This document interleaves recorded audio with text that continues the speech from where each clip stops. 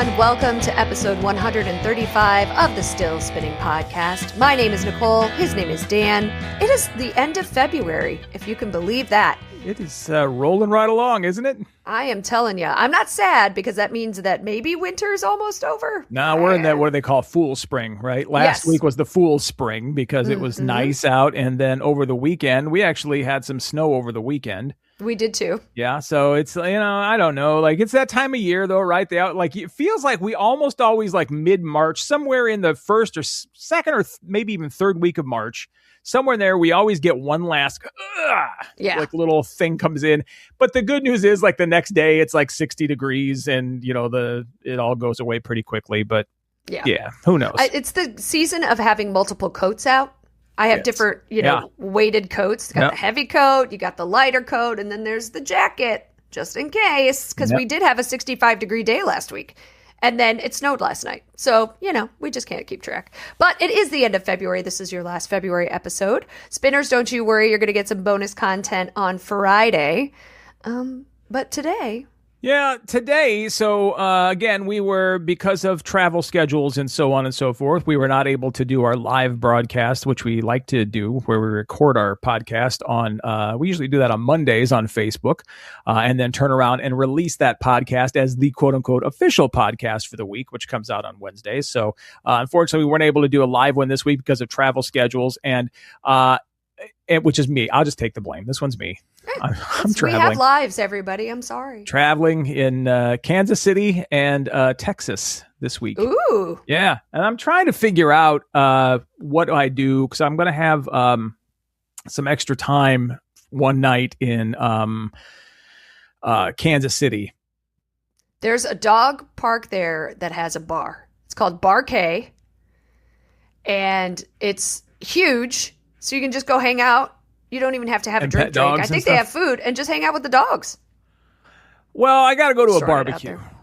Oh, I see. And I've hit my big barbecues in Kansas City. So I'm trying to go. I got to find that one like the locals like. That's not one of the big popular ones that everybody, because Gates is the big barbecue. And then obviously there's Arthur Bryant's, which was definitely on my bucket list. Maybe I'll go back there. It was really good. Yeah, it was really good. I don't know. We'll find out. We'll have a report next week what I actually did as far as food goes.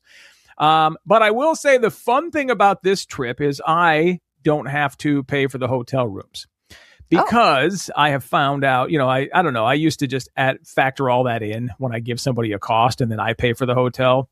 I'm not doing that anymore. And the reason I quit doing that is because it made my cost go up because how expensive hotels are. Yeah. And, it used to be you could get a good room at a good hotel for like $125, right? Like that's the thing. Absolutely. You think you can do that now?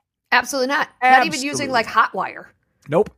They're all gone. And so as I was complaining about that, I was reading an article from the Washington Post, actually, and the headline of the article is, "What happened to the $150 hotel room?"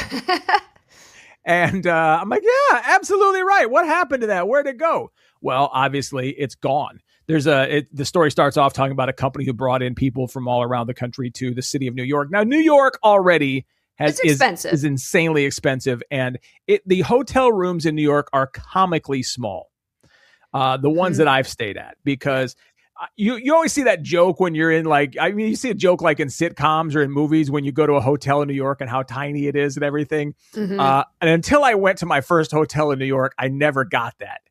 Yeah, and they're not large. No, they are. Usually, I found a hotel that has big ones. We'll talk about it. Okay. Well, like your Radissons and your Hiltons and your stuff, you walk in there and it's like comically like the bed is basically like touching, like you have to crawl over the bed to get to the other side of the bed. Right? I've been in that room. I really have. It's so crazy. And I'm taking pictures laughing at this and I'm like, you won't believe it. It was so they were talking about how they used to bring people in and they could not find a good deal on a hotel rooms. And so they actually had people stay like far out in New Jersey and bus them in. So the people had like an hour and a half to get in before they, got to their seminars and stuff. And then one person had to book a hotel close at the last minute, and it's something called Yotel. I don't know if that's a chain or whatever, but Yotels used to be cheap and everything. Now they said this is like the chintziest, cheapest hotel room, and in New York it was between $400 and $500 a night. Oh my God! So, this comes down to, look. I mean, this is the part that is people. I don't want to go into like a big long, because we don't want to learn anything. And actually, what I was about to say is theory rather than fact. But people, as inflation goes up, everything goes up. And this, we go back and have conversations about, well, let's raise the minimum wage. Well, the minimum wage is always going to be the bottom, right? So if I'm making $15 an hour and I'm not minimum wage, and you raise the minimum wage to $15 an hour, guess what? You have to raise my wage now, because I'm not a minimum wage worker. Now you have to raise my wage to $20, $25 now. All of that goes up. And then you add inflation into that, which means everything costs more. Everything. And businesses they're not going to say, well, I guess we're just going to make that money.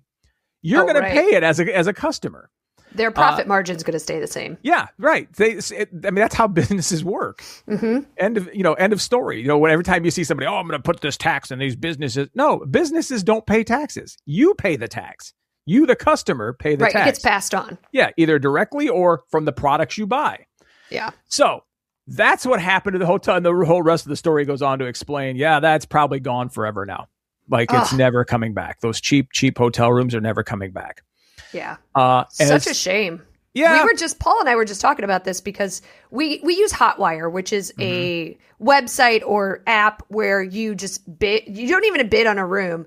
You say where you want to go, and they give you, here's how many stars it is, and here's how much it costs. And you can either get it or not. And we used to be able to get a Milwaukee room for $79, and it would be the Hyatt or the Hilton. It was always a really nice room. Yep. I haven't seen anything below 110 on there in years. And we're like, those days are over. Yeah, and a lot of times those 110, the problem is you can't plan on those, because a lot of times now, if you get $110 or $120 room at a really nice hotel, that's because they waited to the last minute and nobody booked them, and then they went, all right, let's open them all up. Yep. And that's how we used to do it. It would be like the day before, because we knew we could get one. Yeah. So as I got finished reading that, the very next story that I read, the headline, "From Hyatt to Holiday Inn, America's free hotel breakfast is facing a K-shaped economic threat." Oh, no. It's gone. Yeah. It is like so many hotels are ditching their free breakfast. And the ones that are not are now doing, so every hotel that does free breakfast has cut back somehow. Sure. So if a lot of the hotels, like your Hyatts and everything, used to have like free sit down breakfast. You go up, you get some, right now they're getting rid of those. Like at the really nice hotels, it's not free breakfast anymore. You have to pay for the breakfast. Well, at the hotels that have done free breakfast, they're scaling so far back that it's like almost not even worth it having breakfast there. On top of the fact that, as we've discussed, the wretched hive of scum and villainy that is the free hotel breakfast. Yeah. I'm usually not awake for that. Yeah. So I don't generally partake in the hotel breakfast when I'm stateside. When we were doing Airbnbs and things, or not Airbnbs, but bed and breakfasts in the UK is very common to get that. I got up for that. That was a good breakfast. And then the article goes back into something that really is never, I don't know. It's one of those fascinating things I never really thought about. Why do we have why do people expect hotels to do free breakfast? Like, when did that start? I wonder if it did come out of bed and breakfast was a much more common thing before large hotels kind of took over. So maybe they took something from that. I don't know. The article kind of discusses that. At some point in the 80s and 90s, the free hotel breakfast became a staple of the hospitality industry because no hotels ever made money on free breakfast, obviously. But it was a loss leader. It was, look, we can spend, we spend a few extra bucks and people will stay here and fill up our hotel. Well, loss leaders are going away now because the word loss is not good. They don't want the loss anymore. Yeah.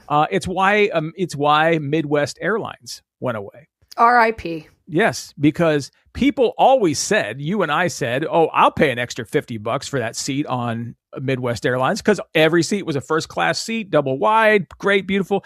Everybody said, I'll pay double for that. No problem. Or I'll pay $40 extra. I'll pay 50, but you didn't. Right. You said you would. Yeah, you said you would. But when you went to Travelocity or when you went to wherever else, you did not do that. You pay, like, I'm going to spend $110 on this ticket instead of the $150 or $160 on Midwest Airlines because it's cheaper.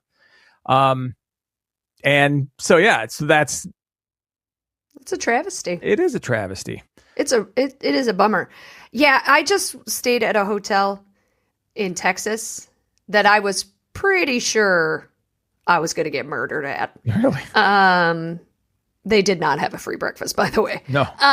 But it's that is the free hotel, or that's the cheap hotel that still exists. You know what I mean? The ones where you're like, well, I'm not going to get bed bugs, but I might not walk out of here. Yeah. It was clean enough, I would say, but it is a different time. So obviously the article goes through and talks about, think about what's changed at the hotels in the last few years. Free breakfast is starting to go away. Mm-hmm. Soaps, those are all gone out of there. Yeah, now it's just all the pumps. Yep. And I don't trust what anyone else has done That's to the the problem pumps. I have with that, because in my brain, I'm like, well, I like reducing the waste, right? We don't need to make all that extra stuff, but I don't want something that some stupid jerkhole had access to before me. Mm-hmm. Some of the hotels will like lock down the pumps, but they're not too complicated to figure out if you wanted to get in there. I can just see some high school, kids staying there for the hockey tournament, like, oh, let's just piss in these things or something like that. I'm like, no, I know. I don't want soap. I never use those. I don't I don't either. I take my own, but soaps are gone. Cleaning your room every day, gone. Oh, yeah. I was there for 4 days. No one came into my room. Do you like that or not? I will say that I don't mind it as much because I also don't travel with kids, and I don't have, it's not a big, my brother who has kids hates it, hates the fact that they don't come in and clean their room every day. I kind of am like, I'd rather somebody not come in my room. It's good. Yeah, but I feel like at a certain point, like after 3 nights, it would be nice if somebody came in and like refresh the towels and things like that. Yeah. Otherwise, we just leave our do not disturb sign up. Yeah. Because it doesn't bother us. But they were supposed to. It was like, after night 3, you will have maid service or whatever. Yeah. I think it's kind of their new thing. But you're right. It's nightly, gone. Unless you're staying at probably a really fancy place. I don't know. I think they're even gone there. Yeah, it could be. We don't. Anyway, fancy. So Hilton's, Hyatt's, some Holiday Inns, everybody, they're starting to cancel their free breakfasts all across the country. So check first, phone first. To find out if just don't like go get breakfast somewhere else that's better. Well, there's also that. It really was rarely a good, unless they had a restaurant and free breakfast was from the restaurant. Right. That was different. Yep. But if it was just like the weird line, waffle machine that nobody could figure out how to make, and the weird toaster that goes through instead of just like popping down. I want one of those though. Yeah, those are pretty awesome. Those toasters. Yeah, that we had one at Dairy Queen for the buns. Yeah, you just drop it in the slot and it pops out the other end, all toasted and everything. Mm-hmm. I like that. I like the idea of that. Yeah, it always just never seemed to work quite. Yeah. Toast. It was just dry bread by the time it came out of the other side, but not quite toast. It was somewhere in the middle. All right. Scientists have identified a new hidden cause of workplace burnout, and almost every employee does it every day. 2 different clinical trials were conducted by the EM Lyon Business School in France. They established that the draining and at times debilitating effects of what researchers call surface acting has had an impact on the workforce. So this is essentially the idea where you are feigning perkiness or forcing an emotional reaction that you think you should have in a workplace situation. It's actually by the end of the week causing people to have more burnout. It involves employees and business leaders either adopting emotional responses to what they believe are required of them in workplace settings or squashing, Q-U-A-S-I-N-G? Quashing the display of sincere feelings they fear may not be professionally well received. Turns out that all the careful and adjusting and censorship of internal reactions on the job proves to be exhausting.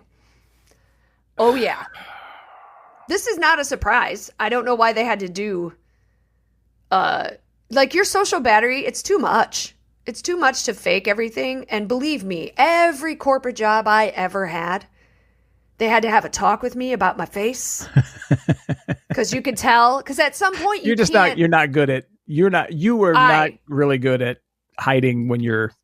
I am not. Yeah. And I know that. You can, if you want to know how I feel about something, just watch me because you will see it. I do try in certain situations, and I would always try in those types of situations to hide it. But by the end of the week, I'm just like, I just can't. Maybe if you guys just stop being idiots and stop making stupid decisions, I wouldn't have to try to pretend all the time, and now, I wouldn't be so burnt out. I am somebody who I would rather work with somebody who tells me that that's a stupid decision, and that's like I don't need you. I don't need you to hide it from me. I want to know, and I will tell you either I agree with you or I don't agree with you. But at the end of the day, I would much rather have somebody tell me what they're actually thinking rather than me trying to figure it out. And that's true because the whole emotional, like dealing with you, if you don't believe it's true, go to a comedy club or even any type of theater performance and watch a bachelorette party walk in and look at the performers. Yeah. Look at the performers when a bachelorette party walks in and you can see exactly what we're talking about right now. Yep. I one time on stage literally collapsed because I could not deal with this one group any longer. They weren't a bachelorette party, but it was a similar thing where it's just like by the end of the show, it's 90 minutes. I'm like, look, I can't pretend that you aren't a flippin' idiot anymore. Was it a group of women? No, it was a group of men and women, but they just kept saying, giving suggestions. Right. Like, oh, Nazis, oh, Hitler. And I'm like, what? Get out of here. Like, do you really want to see that? First off, you got a freaking problem, man. Going back in the day, now I don't do a lot of stand-up clubs anymore. Mm-hmm. So my view on this is probably skewed a little bit, but I just remember back in the day when a bachelorette party walked in, because the whole idea of a bachelorette party is that it's about her. Tonight's about her. Oh, yeah. It's Mel's bachelorette party, so this night is about Mel. And they don't shut up. Mm-hmm. And they always put them up front. They always put them in like the first or second row, and they don't shut up. And Mel has to offer her opinion. And actually, I take that back. It's usually not the bride causing the problem, or it's the hen do. Yeah, it's the friends. Yeah, it's the ones all around them. You make a joke and like, oh Mel, and they'll just start talking like, hey, shut up. We're in the middle of a show. Yeah, so I hate picking on bachelorette parties, but it's just that's the one in my brain where.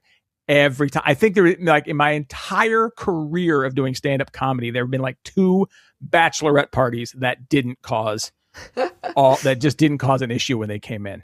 Wow. And usually what's nice is if you're at the right kind of club that has like an MC and a feature act, the MC tries really hard to shut them up, like make them understand, hey, shut up, shut your mouth. And then sometimes the feature act has to work with them a little bit. And then hopefully by the time the headliner gets up, they've all realized, okay, let's just shut up. Or they've left.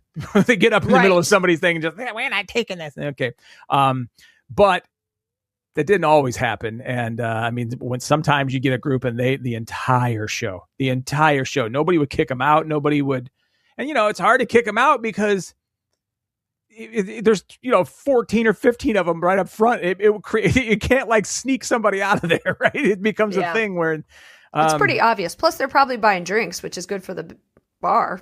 Probably right. Yeah, that's very bad for the comedians. Yeah, and the worst part is that it's very bad for everybody else around them too. Yeah. So it might be great for the bar for those 15 people, but everybody else in that room is also sick of them by the time this show is over. We had a group. They weren't a bachelorette party, but they were celebrating her promotion. Yeah. One of the women in the group's promotion, and it was like her family. Right. And so we brought her on stage to do a game. This was last night in Comedy Sports.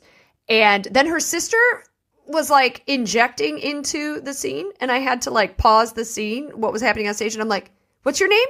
Yeah, zip it.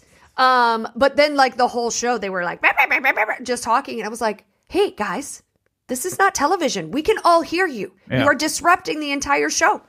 But there, there's only so much you can do.